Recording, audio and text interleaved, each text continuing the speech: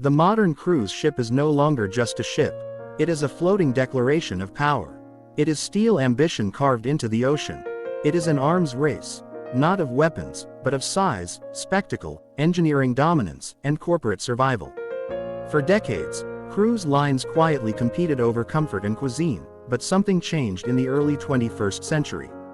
The competition escalated. Ships grew taller than skyscrapers laid on their sides. Passenger capacity exploded into small city territory. Water parks rose above the waves. Ice rinks appeared in tropical waters. Entire neighborhoods were built inside hulls. What began as luxury travel transformed into a high-stakes battle for supremacy, and no company wants to be second.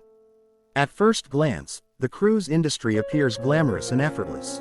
Sunsets over Caribbean waters, champagne on private balconies, families laughing on infinity pools. But behind those polished brochures lies a brutal strategic contest between a handful of global giants: Royal Caribbean, Carnival Corporation, Norwegian Cruise Line, MSC Cruises, and a few rising challengers from Asia and the Middle East. Each company knows one simple truth: attention equals survival.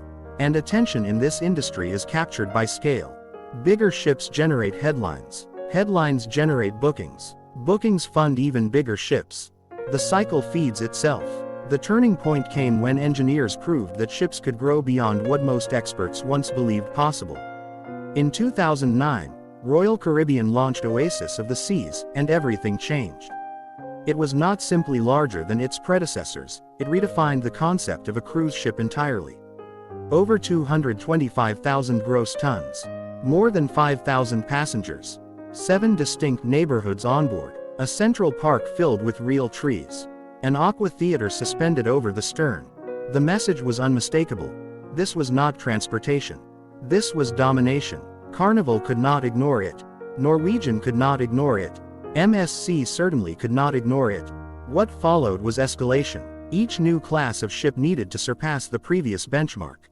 Not slightly, dramatically. Height records, length records, passenger records, attraction records. The ships began resembling vertical cities, stacked with glass balconies, robotic bars, multi-level dining halls, and LED-lit promenades stretching longer than football fields.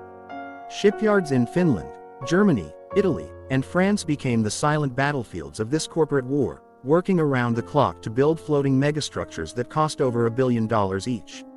But why go so big? The answer is deceptively simple: economics. Large ships reduce the cost per passenger. The bigger the vessel, the more cabins, the more onboard spending, the more profit potential. A cruise line does not just sell tickets.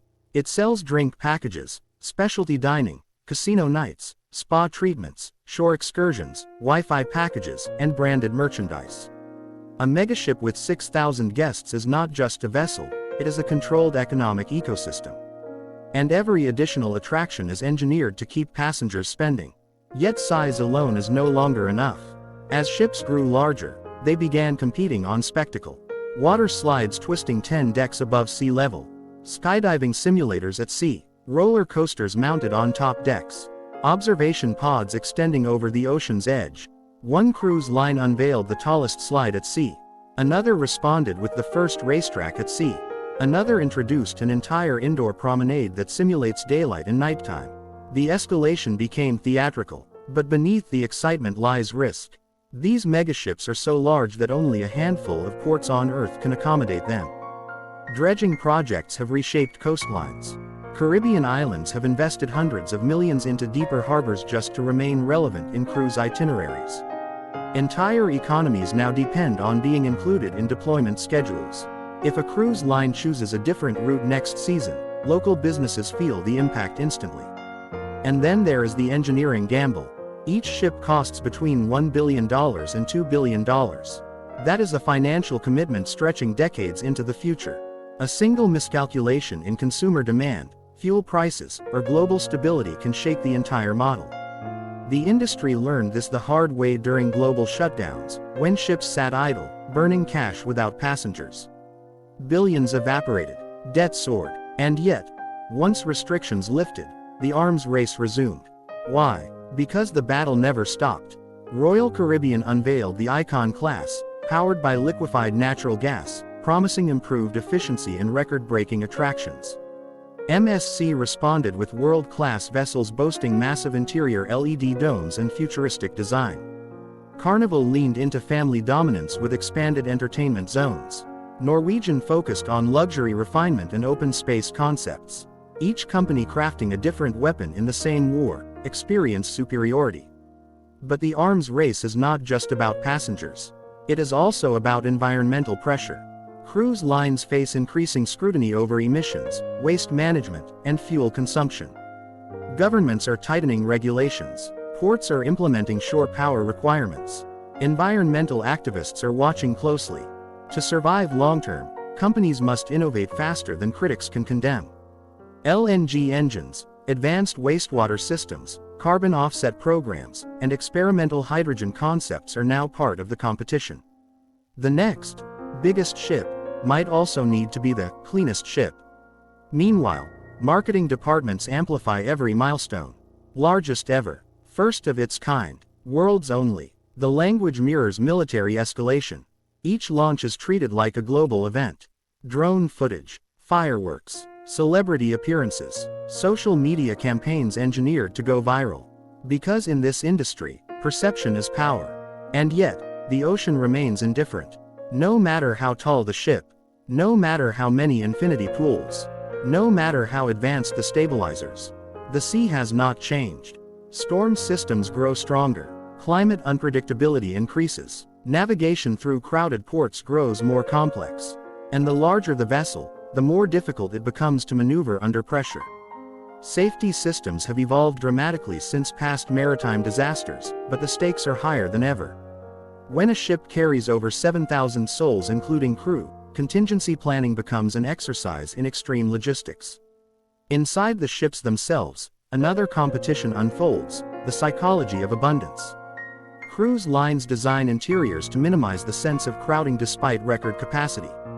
Lighting, ceiling height, corridor width, traffic flow patterns, everything is engineered to create perceived space. Guests must feel exclusive even when thousands are on board. It is architectural illusion on a grand scale.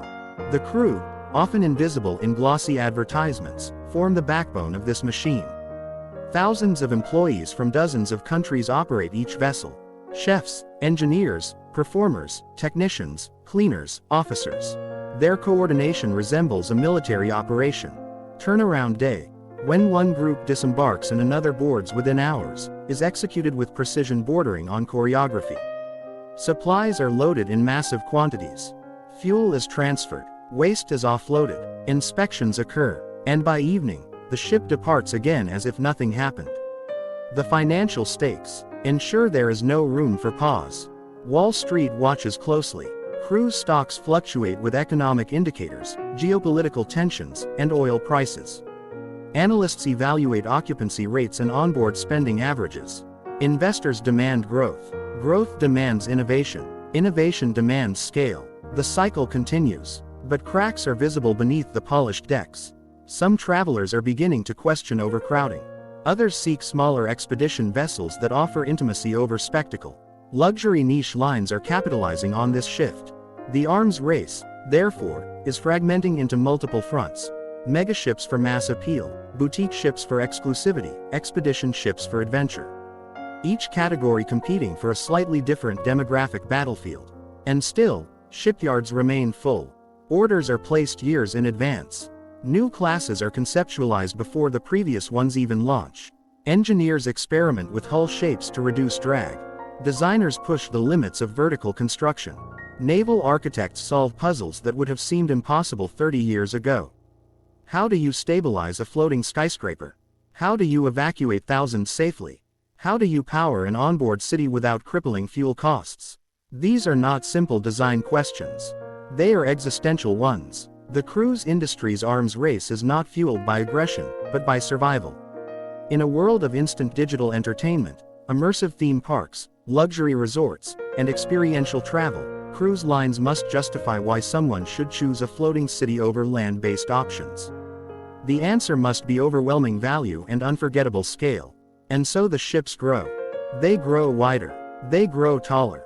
They grow louder. When the engines go silent, the illusion disappears. A cruise ship is designed to move, to glitter, to entertain, to consume. It is not built to sit still. And yet, when global shutdowns forced fleets across the world to anchor indefinitely, the true cost of the cruise industry's arms race became brutally visible. Hundreds of billion-dollar vessels drifted idle, burning cash without generating revenue. Docking fees accumulated, maintenance costs continued, crews still needed to be housed, fed, and paid. Debt payments did not pause. Investors grew restless, credit ratings fell, and suddenly, the unstoppable floating empires looked fragile. For decades, the strategy had seemed flawless.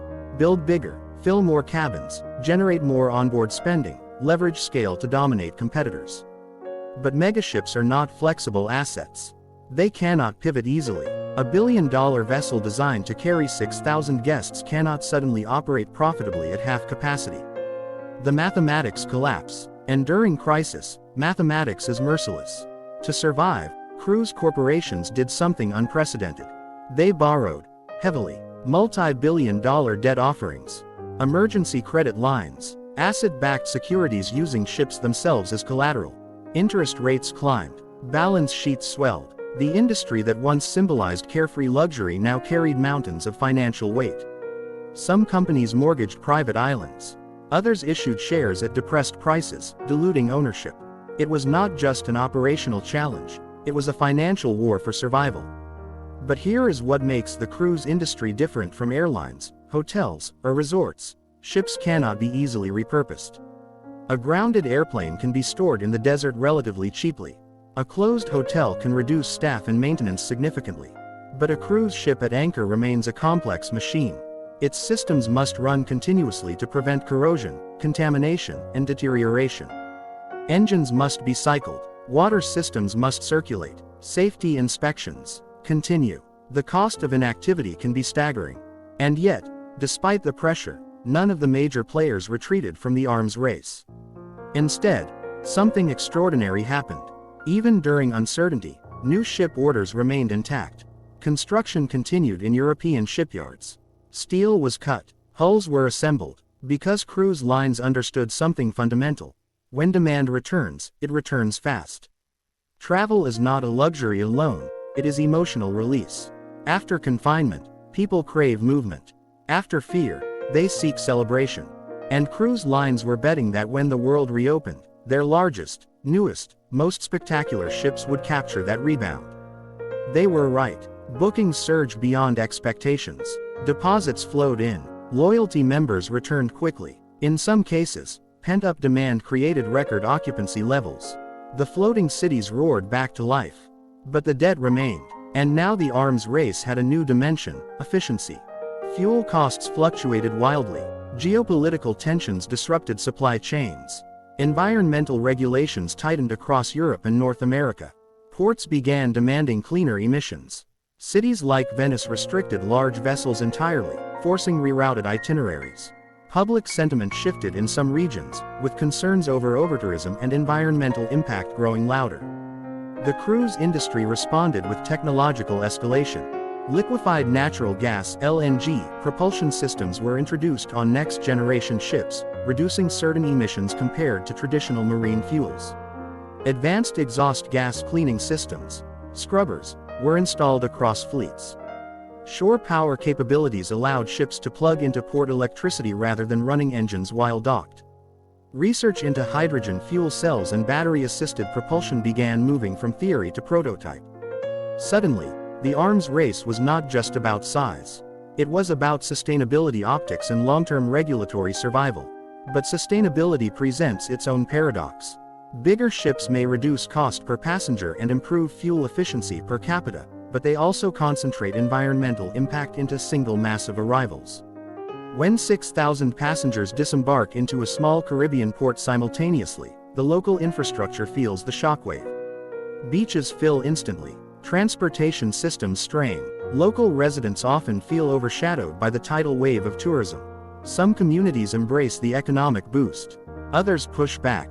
The cruise industry now navigates not only oceans, but political landscapes. Meanwhile, inside corporate boardrooms, strategic calculations grow sharper. Should companies continue building the largest ships ever conceived? or diversify into smaller, more flexible vessels. Expedition cruising to Antarctica, the Arctic, and remote Pacific islands has gained traction. Luxury lines focus on personalization rather than scale. Private island developments, fully controlled destinations owned by cruise companies, offer higher margins and greater brand control.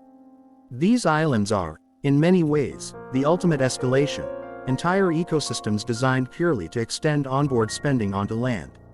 The competition between major players has grown more psychological. Each unveiling is carefully timed.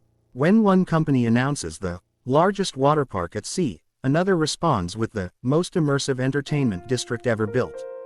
Marketing language becomes increasingly dramatic because differentiation grows harder. At a certain size, adding another deck does not shock consumers.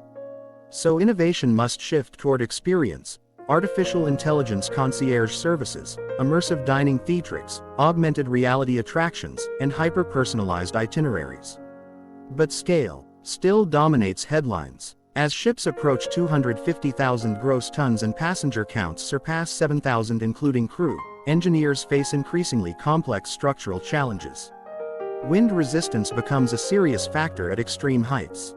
Port maneuverability tightens. Emergency evacuation planning becomes a logistical equation of extraordinary detail. Safety drills evolve continuously.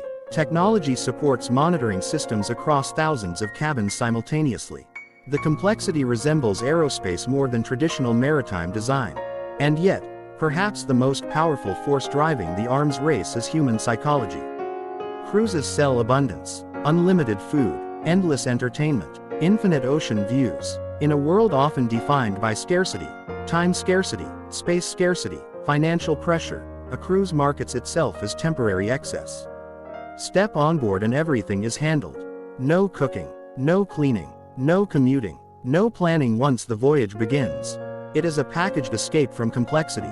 The bigger the ship, the greater the illusion of endless choice. But illusions must be financed. Wall Street still demands returns. Interest payments on accumulated debt require consistent occupancy.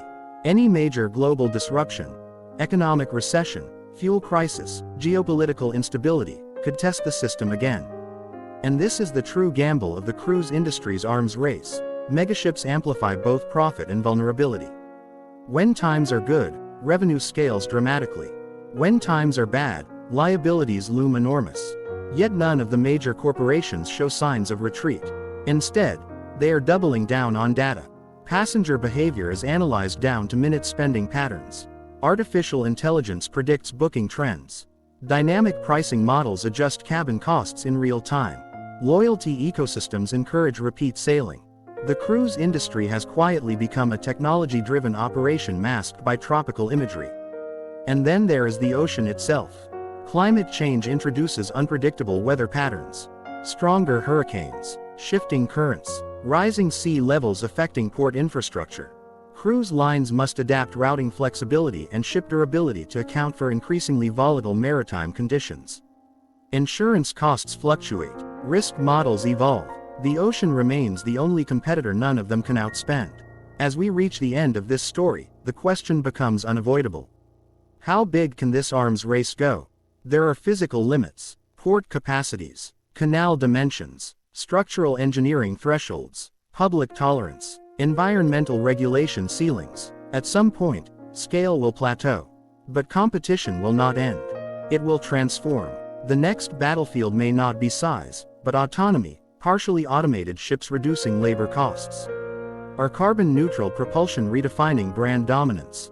Or even hybrid cruise resort models that blur the line between sea and land permanently. What is certain is this: the cruise industry is no longer simply about travel.